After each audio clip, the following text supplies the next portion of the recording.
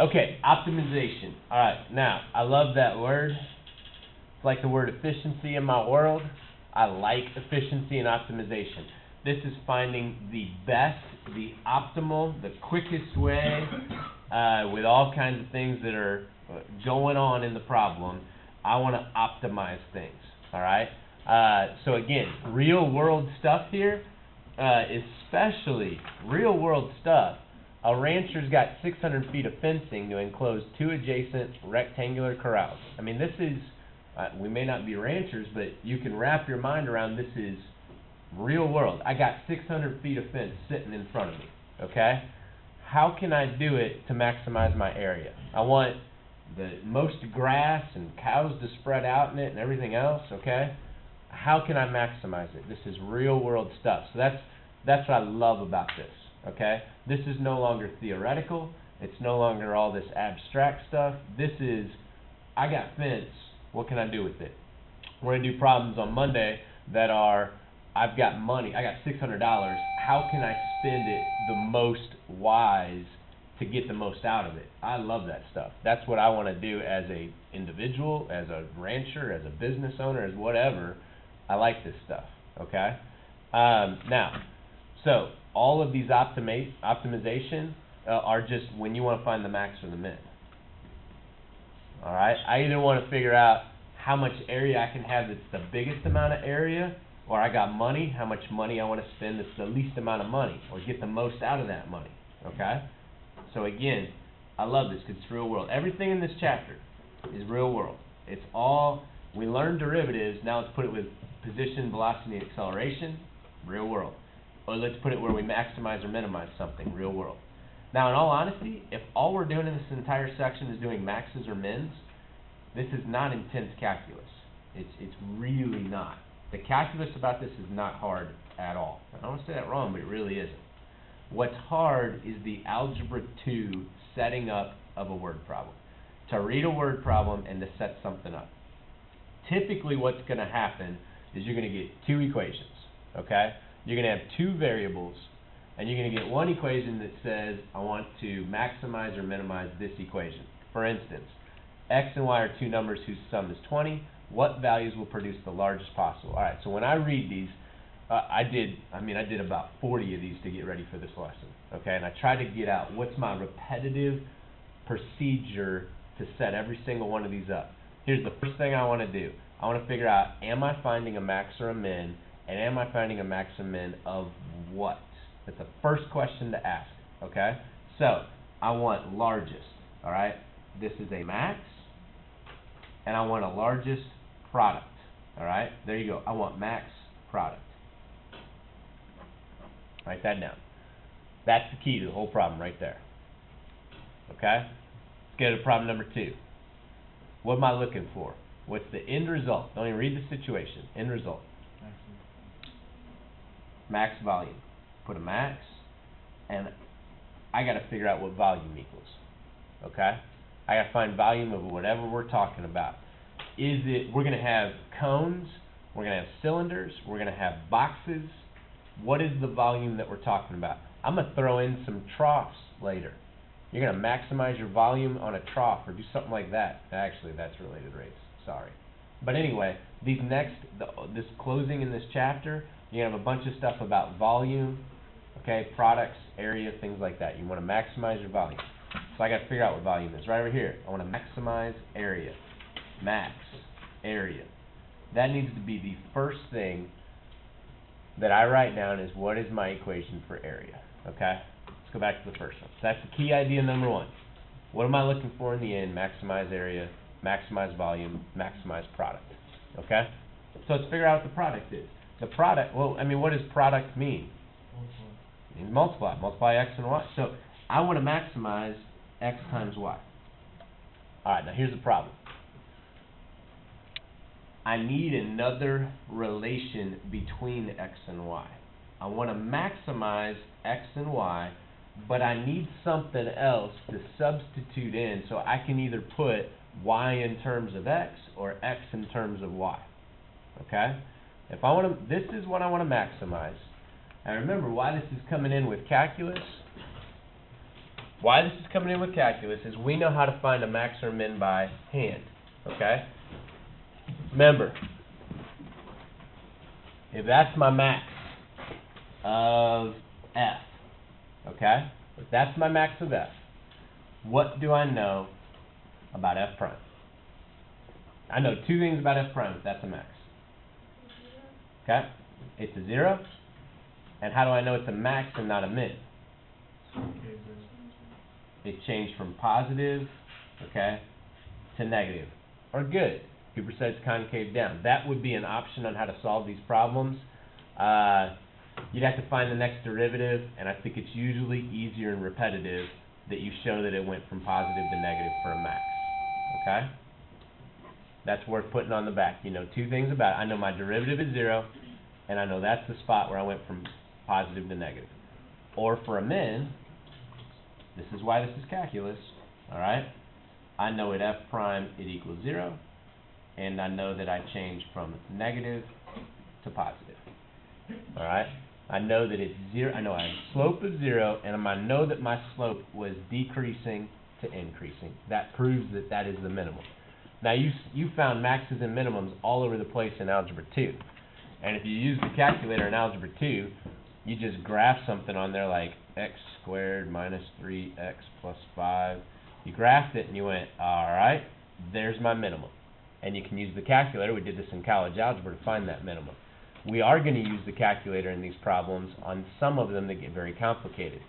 But I want to start with problems that are easier that you can not use your calculator on. This is what pops up on the AP test more often, is because then they're forcing you to use calculus. If you can use a calculator, shoot, that's a Algebra 2 problem. Find the minimum, and you calculate the minimum of that graph, and you're done. But if you use calculus to find it, if I use the derivative to find it, then it's a calculus problem.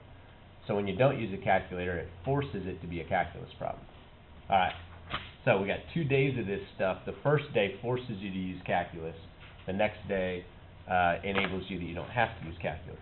All right, so I got to set up one other equation, because right now if I take the derivative of xy, I'd have to do product rule. I mean, you may have to do product rule at some point, but I'd have to do product rule, and I'd have x's and y's in my derivative. I don't have anything to solve for, okay? So what I need to do is I need another equation that gives me something I can substitute in and put either all my x's in terms of y's or all my y's in terms of x's, okay? So I need a second equation that's going to be used to substitute, all right? I need another, I'll call it a relationship equation. A relationship. What is some relationship between x and y? And we're going to do this a whole bunch in this section, Monday, and related rates, okay? So what's my relationship? X and y are two numbers whose sum is 20. X plus y, 20. There's the relationship equation. Now you got to solve for one of them. It doesn't matter which one. What I do in my notes, I solve for y. I mean, it really doesn't matter. Y is 20 minus x. So I'm going to take that and I'm going to substitute it in here. So I have got x times 20 minus x. Now you can take the derivative of that, but shoot, it'd be a lot easier. Let's distribute, because right now I'd have to do the product rule. Remember, when you take derivative, always make it as easy on yourself as possible. So distribute the x. 20x minus x squared. That's the product, and I want to know where the max product occurs. So if I can take its derivative, and I can figure out where the derivative equals 0, again, all this stuff, if I can figure out where the derivative was 0, and where it went from positive to negative, that's my max. Alright? So, take the derivative, set it equal to 0. You guys do that. You have that ability. I'm going to call this P. So I want to know where P prime, the product prime, derivative is 20 minus 2x. I want to know where that is 0. I don't have any more room, but I can do that in my head. 10. Alright? So I got an x value at 10, but they want you to find both x and y. For what values of x and y would produce the largest possible product? Well, if x is 10, then I go over here. I got y is 20 minus 10. Easy enough. Y is 10. So it would be the point 10, 10. It would be x equals to 10, y equals to 10. Okay? There it is. Let me come back to 2. I was reviewing this right before we started, and I think a little more logically would be go to 3 and then 2. I was thinking something else when I created it, now I'm looking back at it and I think this. Alright. Max area. Okay. Well, an area is just I'm just gonna go x and y again. Max area is just gonna be x times y is any area of, I'm sorry. It is rectangular. If I was talking about a circle, I'd have to do pi r squared. If I was talking about a, I don't know, a square, I could just do x squared, okay? But the max area is going to be x times y. Okay, now I need some other relationship. Here's where we get a little tricky. This is the hardest part about this stuff, is to draw a picture if they don't give you one. Now, I already gave you the worksheet. On the worksheet, I gave you a lot of pictures. But on the examples I want to do in class, I want to give you the ability to draw a picture of what's going on. All right, I've got 2 adjacent rectangular corrals. This right here is the hardest part about this. I need to be able to draw this. Okay? Now again, AP test often gives you pictures. I gave you pictures on a lot of homework, but sometimes they don't. So we need to work on this skill as well. 2 adjacent rectangular corrals. Adjacent means they share a side. So 2 rectangles that share a side. Well, here's a rectangle. Here's another rectangle that shares the side. That's the kind of corral I want to draw. Okay? Let's just call anything horizontal x. Let's call anything vertical y. But look at what just happened. My area is x times y. Okay? But the other, again, here's the key to this problem, my relationship equation. They give me enough information that I can solve for x or y. So what's the relationship between this and 600 feet of fencing? How can I establish a relationship there? If no, hold on just a second, think about this. If I add up this side, this side, this side, this side, this side, this side, this side, if I add up all these black lines, that's how much fencing I got sitting around. 600 feet. So, how many x's do I have? Depends on what you define x is. Okay, I'm going to go ahead and just call x this whole side.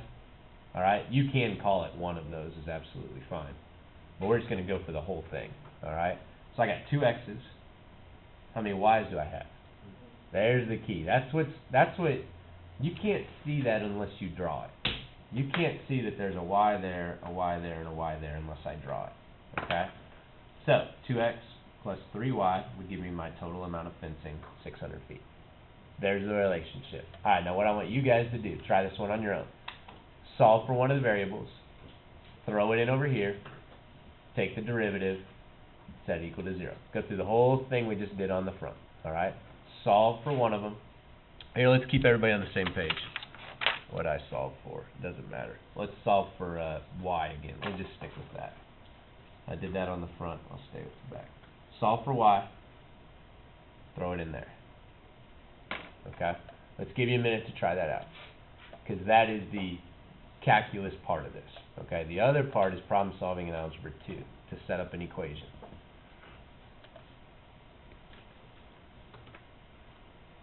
Alright, so let's check part of this. I should have 3y equals negative 2x 600. Y equals negative 2/3 x plus 200. Alright, I'm going to throw that in right up here for y. So I've got x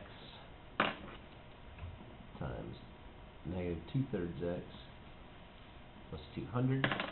Alright, this is what my area equals. So area equals negative 2/3 x squared plus 200x. I need to do the derivative of area because I want to figure out the max. I want to figure out the max of this. The max happens when the derivative is 0 and it changes from positive to negative. Alright, a prime is negative 4/3 x to the third plus 200. I want to figure out where that sucker is. Oh, goodness, sorry. I don't know why I was thinking that. My fault. Alright, I want to figure out where that is 0. So I got negative 4/3 x equals negative 200. Forget about the negatives. If I have to do this by hand, here's what my brain's going to do. I'm going to multiply by 3/4, and I'm going to multiply by 3/4. Okay, try to come up with the easiest way. Again, if you got to do some funky, and this happens on AP, you got to do some fractions and some multiplying. I'm going to do 200 divided by 4 first, because that's pretty easy. What's 200 divided by 4? 50. And 50 times 3? 150. Alright? If my x is 150, there's a few different ways you could think about this. You could plug it back in right here. Or you could think about, let's see, 150, that's 300. 600 feet of fence, that would leave 300 divided by 3. Y's got to be 100. Alright? Y equals 100. What are these, feet? So 150 for one side, 100 for the other side. And again, I get the same answer if I did negative 2/3, 150 plus 200. Let's see, divided by 3 would be 50. 50 times negative 2 would be negative 100 plus 200, 100. It would always work if you plug it back into the relationship again. Yep, that all, yeah. Because you want the y that works here and the y that works in the situation. I mean, they're the same y. What situations will be better to use the root of the I was just, I don't know, immediately when I looked at that, I just saw a fraction there and thought, but, I mean, the fraction, you're gonna have to multiply fractions at times. Either way works. You need to think about it based on the picture. Okay, regular, habitual, every problem, yeah, plug it back in. Because some of these problems may be hard to understand in your picture. My brain just jumped there, I should have just taught it like that. Yeah, just plug it back into the relationship, got it. Okay? Alright. Last one more. And again, you only got 8 of these for homework. The hard part's the setup. Once you get the setup, the algebra should pretty much roll through because the calculus, this is the only calculus, take your derivative and set it equal to 0. Well, we've been doing that for 2-3 months now. That's not bad. And these derivatives aren't bad. Okay? Because again, I'm not letting you use a calculator, so the derivatives can't get too nasty. Alright, here we go. Open box made from 16 by 30 piece of cardboard by cutting equal squares from each corner. This is, again, a classic problem. And it's probably one of those that I just about bet you did in Algebra 2 with Coach Lowe. Because it's in about every Algebra 2 class I've ever seen. We're just going to use calculus to solve it over the algebra. Alright, so I want a max volume. Well, what is volume? If it's a rectangular piece of cardboard and it's an open box. If I have a cardboard box, how do I figure out what the volume is? Base times height times depth, length times width times height, however you want to say that. Okay? You got 3 dimensions, you multiply them all together. Base, height, depth. Alright? Let's draw the cardboard. Again, key to the problem is that you can draw this. This is a really, really hard problem to do without visualizing and drawing it. So, alright, draw it. I got 16 by 30. Call this 16, call this 30. They're telling me I'm cutting here, and here, and here, and here. They're all squares. That's kind of nice. They're all just X's. And if you think about that, when I cut that, I fold that up, I fold that up, I fold that up. I got an open box. Hence where it said open box. But you need to see a few of these. Some of these pictures are kind of tricky in the beginning to imagine exactly what's going on. But again, the part I like about it, man, real world stuff. I'm working at a factory. I'm optimizing my cardboard that I've got. I'm cutting it and using it. I want to make this box as efficient as possible so I can fit the most stuff in there as possible. Alright, I actually think this problem's a little easier. Well, maybe not number 1. Number 1 was pretty straightforward. But your relationship problem, notice I don't have X's and Y's. you get a little easier with this one because you don't have a whole second equation. I can look at this and figure out what my base, my height, and my depth are. Or again, I don't know, maybe it's easier to look at it this way and go length, width, height. Maybe that makes a little more sense. Length, width, height. Alright, let's look at length. Here's my length. Well, I don't know, or length. Let's go long, tall. There's my length. Well, it was 16, but how can I write equations for what my length is now? There you go. My length, this right here, will be 16 minus x, because I care about how long this guy is. Alright, so let's put it right here. Length is 16 minus 2x. That should get the ball rolling. Your length is 16 minus 2x. What's your width? 30 minus 2x. What's my height? There you go. Now if I could use a calculator, shoot, throw that in y1, see where your derivative hits 0, you got your answer, you're done. Okay? But I can't use the calculator. So the pain about this is not the calculus. The pain is algebra multiplying it all out.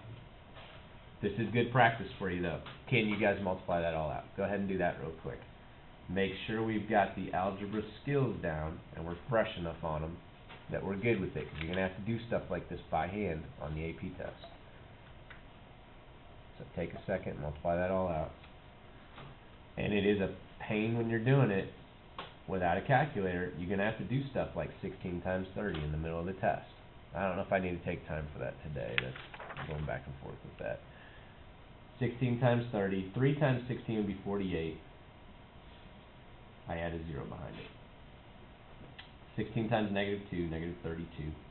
Negative 2 times 30, negative 60. Negative 2 times negative 2, positive 4x squared. Once again, you're going to have to do some stuff like that on the AP test. There's been 1 or 2 problems I've taken on AP tests that I went, wow, they made them do that by hand, like something weird multiplication of something bigger than 16 times 30. But every once in a while they throw something at you like that. Alright, I'm going to go ahead and take 2 steps here at once. I'm going to multiply by x and combine these two. So I've got 480x, negative 92 x squared, positive 4x to the third. Alright, there's your volume. I want to maximize it. So, take the derivative. This is the only calculus step right here, taking this derivative. 480 minus 184 plus 12x squared. Well, what I'm hoping in my brain right now is I can factor out a 12, make this a lot easier. 480 divided by 12? Can you do that? What's 48? Here, forget about the 0. What's 48 divided by 12? So, it's 40. Take out a 12. What's 184 divided by 12? That's a little nastier. I get to 120 is times 10. What's the distance between 120 and 184? 64. 64 divided by 12?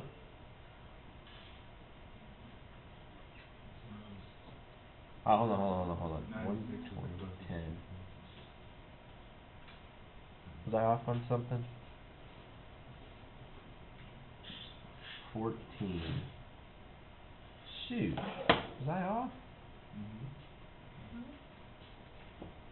It doesn't work. Dang it.